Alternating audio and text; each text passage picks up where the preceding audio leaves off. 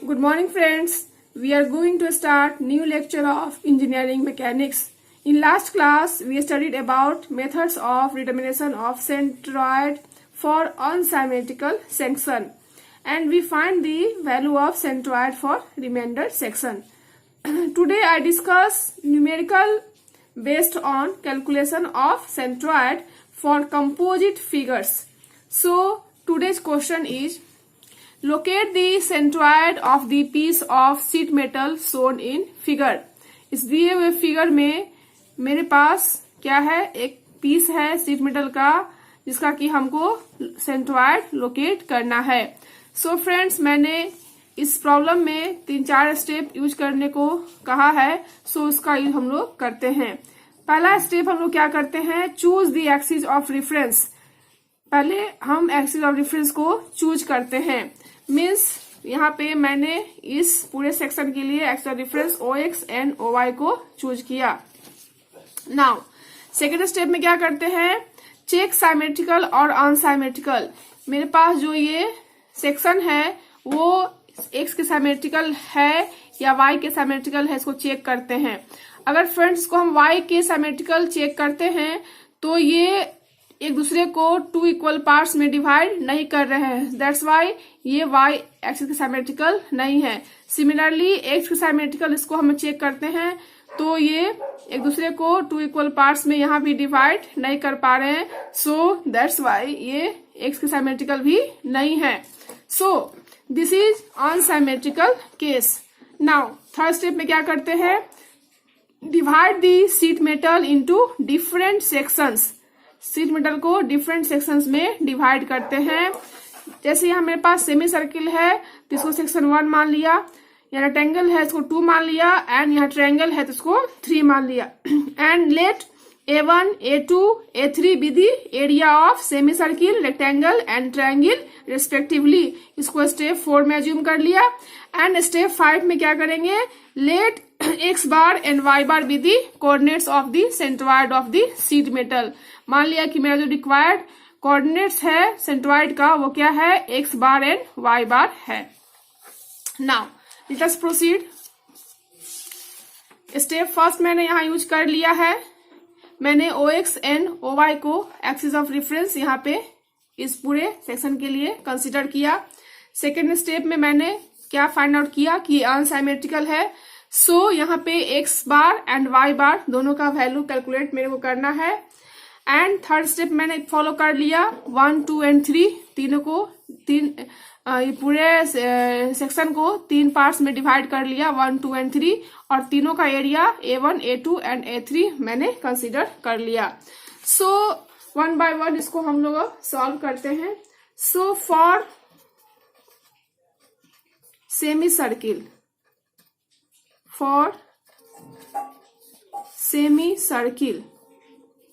Semi circle के case में यहाँ पे क्या हो जाएगा, A1 एरिया A1 क्या होता है सेमी सर्किल का, हाफ पाई आर स्क्वायर. जहाँ पे मेरा रेडियस जो है वो दिया हुआ है 30 mm. रेडियस क्या है मेरा इस फिगर से, PQ यहाँ पे मेरा रेडियस है. सो यहाँ से वैल्यू पुट कर देंगे तो R इक्वल टू है कितना, 30. सो 30 का स्क्वायर. नाउ यहाँ से कैलकुलेट करेंगे तो ये वैल्यू मेरे पास आएगा 1413.72 mm स्क्वायर. सो A1 यहाँ से फाइंड आउट हो गया. सिमिलरली फॉर सेक्शन 2 का क्या लिया है हमने, रेक्टेंगल को सेक्शन 2 माना है. मीन्स फॉर रेक्टेंगल 2 इसका नेमिंग है ABCD. इसका मीनिंग मैंने क्या दिया है, ABCD. और सेमी सर्किल का नेमिंग क्या था, APD. सो इसका एरिया क्या होगा, A2 हो जाएगा. A2 क्या हो जाएगा, रेक्टेंगल है तो इसका CG कहाँ लाई करेगा, दोनों डायगोनल्स के क्रॉस सेक्शन पे लाई करेगा. मीन्स इसका लेंथ है 40 और विड्थ है 60. तो लंबाई गुने चौड़ाई यानी 40 into 60. दैट मीन्स AB गुने BC, that means 40 into 60, that is 2400 mm²। ये A2 का वैल्यू मैंने फाइंड आउट कर लिया। नाउ फॉर ट्रायंगल जिसको कि मैंने थर्ड माना है, इसका ट्रायंगल क्या है मेरे पास, BEC। ट्रायंगल है मेरे पास BEC। सो ट्रायंगल का एरिया क्या होता है, half base into height. Base क्या है इसका, C है, और हाइट क्या है, BC है। C का वैल्यू दिया हुआ 30 एंड BC का वैल्यू क्या है, 60। तो यहाँ पे A3 फाइंड आउट कर लेंगे हम लोग, half CE into BC means half C का वैल्यू दिया हुआ है 30 एंड BC का वैल्यू मेरे पास दिया हुआ है 60। सो यहाँ से वैल्यू निकालेंगे तो ये आएगा 900 mm² मीन्स A3 का वैल्यू आया 900 mm²। सो फ्रेंड्स, इस तरह से मैंने A1, A2 एंड A3 का value for semi circle, rectangle and triangle के लिए फाइंड आउट कर लिया। नाउ सिंस हम जानते हैं कि मेरे पास जो x बार कैलकुलेट करने का फॉर्मूला क्या होता है, sigma x divided x। Sigma x जहां पे होता है A1 x1 plus A2 x2 plus A3 x3 divided sigma A means A1 plus A2 plus A3 and sigma y बार का वैल्यू क्या होता है, sigma AY divided sigma A। That means A1 Y1 A2 Y2 A3 Y3 divided A1 plus A2 plus A3। मैंने यहाँ पे A1, A2 और A3 का value find out कर लिया है। अब मेरे को फाइंड क्या करना है, X1, X2, Y1, Y2, X3 and Y3 का वैल्यू फाइंड आउट करना है। सो फ्रेंड्स, इसके लिए हम लोग क्या करेंगे, लेट X1 मीन्स क्या होता है, distance of CG of section 1 from OY axis, X1 means distance of CG का डिस्टेंस सेक्शन 1 के लिए फ्रॉम OY एक्सिस कितना होगा, यहाँ पे देख रहे हैं सेमी सर्कुलर केस में क्या दिया हुआ है, यहाँ पे 30 है, इसका रेडियस कितना है, 30 है। सो हम जानते हैं कि किसी भी सेमी सर्किल का सेंटर ऑफ ग्रेविटी बेस से जो होता है वो 4r/3 पे होता है। कितना पे होता है, 4r/3 पे होता है। मीन्स ये अगर टोटल मेरा 30 है तो कितना हो जाएगा, 30 माइनस 4r/3 4r/3 पे यहाँ पे सेमी सर्किल का जो है वो सेंटर ऑफ ग्रेविटी लाइज करेगा। टोटल 30 है और ये 4r/3 है, तो यहाँ से हम डिस्टेंस लेंगे हम लोग OY से, क्या हो जाएगा, ये टोटल 30 में से इसको माइनस कर देंगे तो हम लोग को ये CG का वैल्यू फाइंड आउट हो जाएगा। सो इसको कैलकुलेट करते हैं हम लोग, तो 34r का वैल्यू 30 है एंड 3 सो इसका वैल्यू जो कैलकुलेट होके आता है वो है 17.267, या कह सकते हैं कि 17.27। इसका वैल्यू कितना आ गया, 17.27 mm। Now X2 means distance of CG of section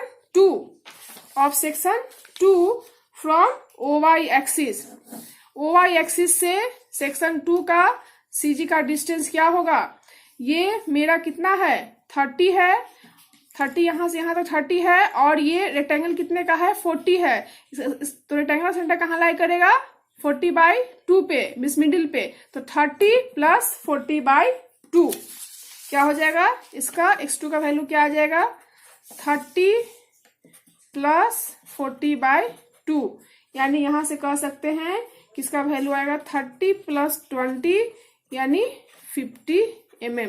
so X2 का वैल्यू मेरा आ गया 50 mm। Now x3 equal to क्या हो जाएगा, distance of CG of section 3 from OY axis. OY axis से जो मेरा सेक्शन 3 है उसका डिस्टेंस क्या होगा फ्रेंड्स, यहां से यहां तक मेरा कितना है 30 और ये मेरा 40, तो 30 प्लस 40।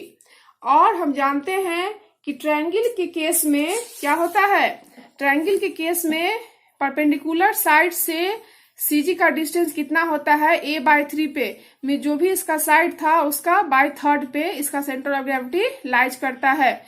सो इस केस में क्या हो जाएगा, 30 plus 40 and centre of gravity कितना पे लाई कर जाएगा, a/3 पे मीन्स 30/3 पे। सो हो जाएगा, कितना हो जाएगा, ये x3 का वैल्यू हो जाएगा 30 प्लस 40 प्लस 30/3। यहाँ मैंने दिखाया है a/3 पे लाइज करेगा, लेफ्ट साइड से राइट साइड से 2a/3 पे। उसी तरह से अगर हम राइट एंगल के साइड से आएंगे तो ये यहां से क्या, ऊपर से नीचे क्या होगा, a/3 पे और नीचे से ऊपर कितना हो जाएगा, 2a/3 पे इसका सेंटर ऑफ ग्रेविटी लाइज करेगा। सो इस तरह से इसका वैल्यू मेरे पास आता है 30 प्लस 40 प्लस 10 यानी 80 mm। x3 का वैल्यू क्या आ गया, 80 mm। नाउ फ्रेंड्स हम लोग y1, y2 एंड y3 का वैल्यू कैलकुलेट करेंगे। सो y1 मीन्स क्या होता है, distance of CG of section 1 from OX axis, means distance of CG of section 1 from OX axis. y का डिस्टेंस निकालना है तो OX एक्सिस निकालेंगे, मीन्स यहाँ पे सेक्शन 1 के लिए OX एक्सिस से इसका डिस्टेंस कितना होगा। सो फ्रेंड्स कितना होगा, ये जो पूरा सर्किल का डायमीटर है तो डायमीटर के हाफ पे इसका CG लाइव करेगा सेमी सर्किल का, मीन्स यहाँ से कितना हो जाएगा, ये 60/2 क्योंकि डायमीटर कितना है मेरा 60 है, डायमेंशन दिया हुआ 60 तो 60/2। दैट मीन्स यहाँ y1 जो होगा वो डायमीटर के 2 पे, या कह सकते हैं कि d/2, d मेरा कितना है 60 है तो 60/2 पे लाइट करेगा, मीन्स ये 30 mm होगा। y1 का वैल्यू निकल गया। And y2 means distance of CG of section 2 from OX axis. So section 2 के लिए OX एक्सिस से इसका CG का डिस्टेंस फाइंड आउट करेंगे, मीन्स अगर ये पूरा 60 है तो इसका डायगोनल जहां बाइसेक्ट करेगा वहीं इसका CG होगा, मीन्स हाफ पे होगा। इसका CG कितना होगा, जो डिस्टेंस है मेरा 60 उसके हाफ पे होगा, मीन्स हाफ कितना हो जाएगा 60/2 मीन्स 60/2 यानी 30 mm। Now y3 equal to क्या हो जाएगा, distance of CG of section 3 from OX axis. अब यहाँ पे हमको OX एक्सिस से इस सेक्शन 3 मीन्स ट्रायंगल का जो हमको है वो CG फाइंड आउट करना है। सो फ्रेंड्स मैंने आपको अभी बताया कि ट्रायंगल के केस में क्या होता है, लोअर साइड से क्या होता है 2a/3 पे एंड अपर साइड से क्या होता है a/3 from perpendicular side. Okay, so मेरा CG कितने पे हो जाएगा, 2a/3 पे हो जाएगा फ्रॉम OX एक्सिस से, मीन्स OS एक्सिस से मेरा डिस्टेंस कितने पे हो जाएगा 2a/3 और a का डिस्टेंस कितना है, यहाँ पे a का डिस्टेंस जो है वो a का डिस्टेंस कितना है 60 है। ये टोटल जो है इसका हाइट है ट्रायंगल का वो 60 है, तो 2a/3 मीन्स 2 into 60/3 पे लाई करेगा। दैट मीन्स 2a/60/3 मीन्स ये आ गया मेरा 40 mm। इस तरह से मैंने y1, y2 एंड y3 का वैल्यू भी फाइंड आउट कर लिया। सो यहाँ से फॉर्मूला में पुट कर देंगे, x बार इक्वल टू क्या था a1 x1 plus a2 x2 plus a3 x3 divided a1 plus a2 plus a3। a1 का वैल्यू मैंने फाइंड आउट किया था, a1 का वैल्यू मैंने कितना फाइंड आउट किया था 1413.72 इंटू x1 का वैल्यू कितना फाइंड आउट किया 17.27 प्लस a2 का वैल्यू 2400 एंड x2 का वैल्यू 50। सिमिलरली a3 का वैल्यू कितना फाइंड आउट किया 900 एंड x3 का वैल्यू कितना किया 80। सो यहाँ से 1413.72 प्लस 2400 प्लस 900 कैलकुलेट करने के बाद ये आता है 45.91 mm। सो यहाँ से x बार का वैल्यू आ गया 45.91। सिमिलरली y बार का वैल्यू कैलकुलेट कर लेंगे हम लोग a1 y1 plus a2 y2 plus a3 y3 से divided a1 plus a2 plus a3। इसका वैल्यू पुट करेंगे तो हमको आता है 31.91 mm। y बार का वैल्यू आता है 31.91 mm। सो फ्रेंड्स इस तरह से मैंने x बार एंड y बार का वैल्यू फाइंड आउट कर लिया। Hence the centroid of the sheet metal will lie at कितना पे हो जाएगा x bar y bar that means 45.91 and 31.91 from the reference axis. Now इसको हम इस फिगर में शो करना चाहते हैं तो इस तरह से दिखा सकते हैं। मेरा x बार का जो वैल्यू आया वो आया है 45.91। सो ये मेरा 30 है और ये इतना तो 20 है मीन्स ये 40 का हाफ 20 50 मीन्स अप्रोक्सीमेटली यहाँ पे ये लाई करेगा। और y बार का वैल्यू 31 है मीन्स ये 30 है 30 से थोड़ा सा एबव मीन्स यहाँ पे मीन्स दोनों का जो इंटरसेक्शन पॉइंट होगा x बार एंड y बार का वो उसका रिक्वायर्ड सेंटर ऑफ ग्रेविटी होगा। Means required centre of gravity का मेरा जो कोऑर्डिनेट्स आ गया वो कितना आ गया 45.91 एंड 31.91। ये मेरा हो गया यहाँ से यहाँ तक x बार एंड ये मेरा हो गया y bar. So x bar and y बार का कोऑर्डिनेट्स निकल गया 45.91 and 31.91। Hence the required center of gravity of the sheet metal will lie at 45.91 31.91 from the reference axis. So friends, I hope आपको आज का वीडियो पसंद आया हो। Friends last class में मैंने आपसे क्वेश्चन राइज किया था, उसका आंसर आप लोगों ने नहीं दिया। आई होप आपको समझ में आया होगा। सो फ्रेंड्स नेक्स्ट क्लास में मैं आपको friction and numerical based on friction start करने जा रही हूँ। अगर आपको कोई भी सेंट्रोइड रिलेटेड कोई भी आपको प्रॉब्लम हो पूछना हो तो आप कमेंट बॉक्स में जाकर कमेंट कर सकते हो। आई होप सेंट्रोइड रिलेटेड आपको सारे न्यूमेरिकल सॉल्व हो गए होंगे। सो मोर वीडियो के लिए चैनल को लाइक शेयर सब्सक्राइब करना ना भूलें। Thank you.